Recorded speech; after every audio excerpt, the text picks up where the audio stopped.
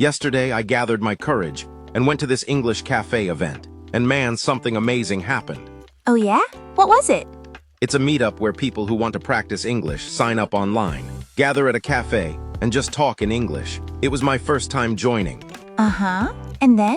I imagined the organizers would have at least one native or fluent speaker there. I had no idea who would show up, but when things got started, it turned out everyone was Japanese. Oh, really? That sounds a bit different from what you expected. Yeah, but that wasn't a bad thing at all. We still spoke in English, and it was fun.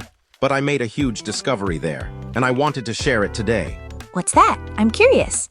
Some participants were total beginners, while others had lived abroad. So we helped each other keep the conversation going. We didn't use a single word of Japanese, and kept it lively for over an hour. It was great, but during the talk, I felt a slight sense of awkwardness. Awkwardness? I mean, whenever I finished saying something, people's reactions were slightly delayed. There was this odd silence after someone finished talking, and we went on while searching for who would speak next. That definitely happens when talking with friends in Japanese. It's like Japanese conversation is like a game of catch, but English is more like volleyball.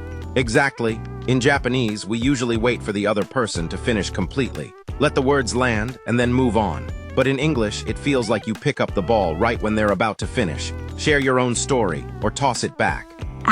Come to think of it, I feel like I do that too when I'm speaking English. That's why you often see videos on social media talking about how important reactions are. Introducing handy phrases. That's important too, of course. But I think what's even more critical is how you follow up afterward. Oh, that makes sense. For example, even if you react with, "No way," the conversation just stops there if you leave it at that. The important part is what comes next. Right, if you say something like, "You've got to be kidding, right?" Or "How did that happen?"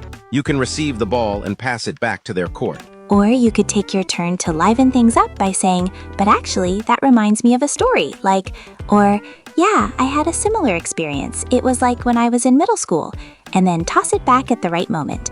That eliminates the awkward gaps between sentences, making the conversation smoother and exciting.